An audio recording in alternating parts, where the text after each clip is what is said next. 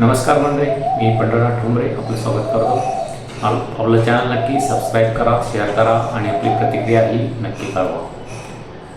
नरेंद्र मोदी सरकार गेल्या 2014 पासून म्हणजे जवळपास 11 वर्ष नरेंद्र मोदी सरकारला केंद्रात सत्तेत येऊन झालेले आहेत आणि ज्यावेळेस नरेंद्र मोदी हे पंतप्रधान पदाचे दावेदार झाले तेव्हा त्यांनी अच्छे दिनच्या नावाखाली भाजपाची सत्ता केंद्रामध्ये आणली. आपण जनतेचे अच्छे दिन आणू आणि या अच्छे दिनच्या टॅगलाईनच्या खाली भाजपाने आणि नरेंद्र मोदी यांच्या नेतृत्वाखाली भाजपाने 2014ची निवडणूक लढवली आणि भरघोस असं बहुमत भाजपाला मिळालं. त्यानंतर पुन्हा 2019मध्ये ज्या निवडणुका झाल्या या निवडणुकीमध्येही नरेंद्र मोदी यांच्या नेतृत्वाखाली भाजपाला पुन्हा स्पष्ट असं बहुमत मिळालं. मात्र 2014च्या निवडणुकीमध्ये भाजपाला स्पष्ट असं बहुमत मिळालं नाही आणि त्यांना इतर पक्षाचा पाठिंबा घ्यावा लागला. यामध्ये चंद्रबाबू नायडू आहेत आंध्र प्रदेशचे आणि बिहारचे नितीश कुमार या पक्षाचा आणि इतर काही जे मित्रपक्ष आहेत छोटे मोठे त्यांचा पक्षांचा असा पाठिंबा घेत भाजपाला 294 पर्यंतचा आकडा गाठता आला. बहुमताचा आकडा गाठता आला. 274च अपेक्षित असताना भाजपाला इतर पक्षाच्या मिळून काही जागा जास्तीच्या मिळवता आल्या. मात्र या मित्रपक्षाच्या जोरावर जो भाजपाचं केंद्रामध्ये सरकार आलं त्यानंतर आता पुन्हा एकदा चर्चा सुरू झालेली आहे की चंद्रबाबू नायडू हे भाजपाला सोडून जाणार का, कारण त्यांच्या आंध्र प्रदेशला जो दर्जा हवा आहे विशेष असा दर्जा तो भाजपाने आतापर्यंत दिलेला नाही. त्यामुळे चंद्रबाबू नायडू हे भाजपाला सोडून जाऊ शकतात का. नितीश कुमार हे तर त्यांच्या राज्य पातळीवर जे काही राजकारण सुरू आहे त्यावरच ते निर्णय घेत असतात. आपल्या ताब्यात बिहार कसं राहील आणि त्यानंतर पुन्हा केंद्रात काय हालचाली करता येईल या दृष्टिकोनातून ते नितीश कुमार हे निर्णय घेत असतात. त्यामुळे चंद्रबाबू नायडू आणि नितीश कुमार आणि इतर काही जे छोटे पक्ष आहेत ते त्यांनी जर साथ भाजपाची सोडली तर भाजपाचं सरकार केंद्रातलं सरकार धोक्यात आहे अशी परिस्थिती निर्माण झालेली आहे. आणि त्यातच नरेंद्र मोदी यांचं 75वा वाढदिवस नुकताच साजरा करण्यात आला. 75 वर्षाचे झाल्यानंतर त्यांनी पदावर राहू नये असं संघाचं मत आहे. या संदर्भात संघाचे जे प्रमुख आहेत सरसंघचालक मोहन भागवत यांनीही या संदर्भात एक स्टेटमेंट केलं होते की 75वी नंतर सर्वांनी आपले पद सोडलं पाहिजे अशी त्यांची अपेक्षा होती. मात्र दुसरीकडे सरसंघचालक हेही 75 वर्षाचे झाले आणि त्यामुळे त्या दोघांनी जवळपास सेटलमेंट झाली असावी आणि नरेंद्र मोदी आणि मोहन भागवत हेही दोघंही आपापल्या पदावर सध्या आणखीनही कायम आहे आणि ते येणारे 2029ची टर्म दोघेही पूर्ण करू शकतात असं वातावरण आहे असं दिसतंय. आता दुसरीकडे नरेंद्र मोदी यांनी पुन्हा एकदा जनतेच्या हिताच्या निर्णय घेण्यास सुरुवात केलेली आहे आणि ते संघाला आणि इतर मित्रपक्ष महाराष्ट्रातील त्यांचे काही मित्रपक्ष आहेत शिवसेना, राष्ट्रवादी गट, अजित पवार यांच्याशी मिळवून घेण्याचा प्रयत्न सुरू केला दिसतो.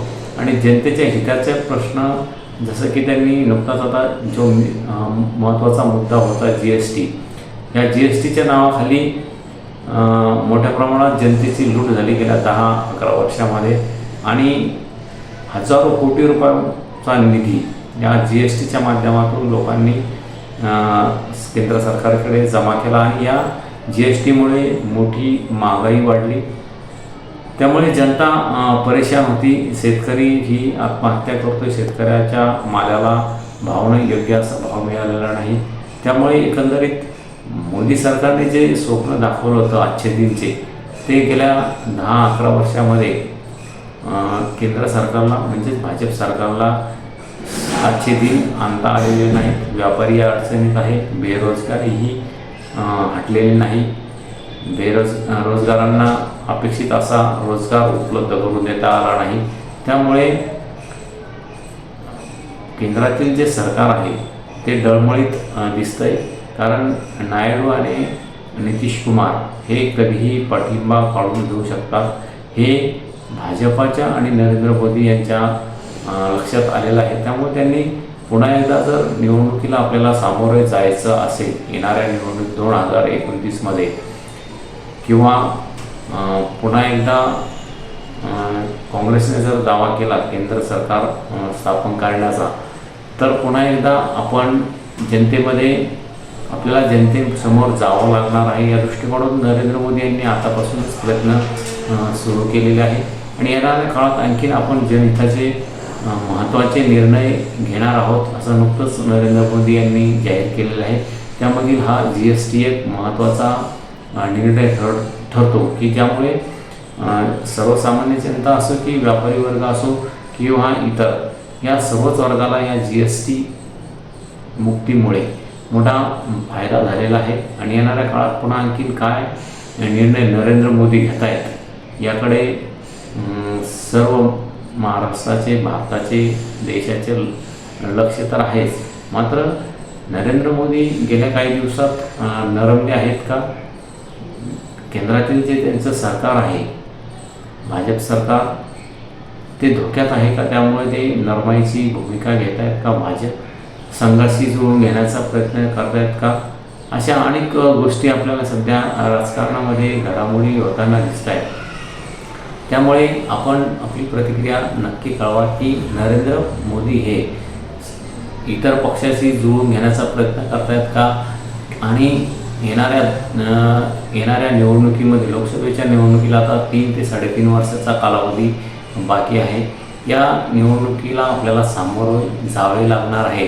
त्या दृष्टिकोनातून नरेंद्र मोदी यांचे प्रयत्न सुरू आहेत का? आणि जनतेच्या हिताचे काय कामं करता येईल या दृष्टिकोनातून त्यांनी पाऊल उचललेलं आहे का? हा GST मुक्तीचा निर्णय, GST रद्द जो करण्याचा निर्णय घेतला तो जनतेच्या हिताच्या दृष्टिकोनातून घेतलेला आहे. आणि येणाऱ्या काळात आपण आणखीन महत्त्वाचे निर्णय घेणार असल्याचं त्यांनी जाहीर केलं. त्यामुळे भाजपाने आतापासूनच जनतेच्या हिताचे निर्णय घेऊन पुन्हा एकदा निवडणुकीला सामोरे जाण्याच्या दृष्टिकोनातून तयारी सुरू केल्याचे दिसते. मात्र काँग्रेसने जर चंद्रबाबू नायडू आणि नितीश कुमार यांना पटवण्यात जर यश मिळालं तर जे भाजपाचं सरकार केंद्रामध्ये आहे ते नक्कीच आपल्याला धोक्यात आल्याचं दिसेल आणि पुन्हा राजकीय घडामोडीला येऊन जे विरोधी पक्षात बसलेले आहेत काँग्रेसचं इंडिया आघाडी ते या संदर्भात काय निर्णय घेतं, कसं पाऊल उचलतं हेही महत्त्वाचं राहणार आहे. त्यामुळे आपली प्रतिक्रिया नक्की कळवा. नरेंद्र मोदी यांनी आता पुन्हा एकदा नरमाईची भूमिका घेतलेली आहे का? गेल्या 10-11 वर्षामध्ये त्यांनी जे निर्णय घेतले त्यामुळे सर्वसामान्यांना मोठा फटका बसला का? यामध्ये नरेंद्र मोदी यांचा नोटबंदीचा निर्णयही अत्यंत सर्वसामान्यांना फटका देणारा होता. आणि असे काही जे GSTचा निर्णय झाला यामध्येही सर्वसामान्यांना खूप इतर महागाईचा सामना करावा लागला.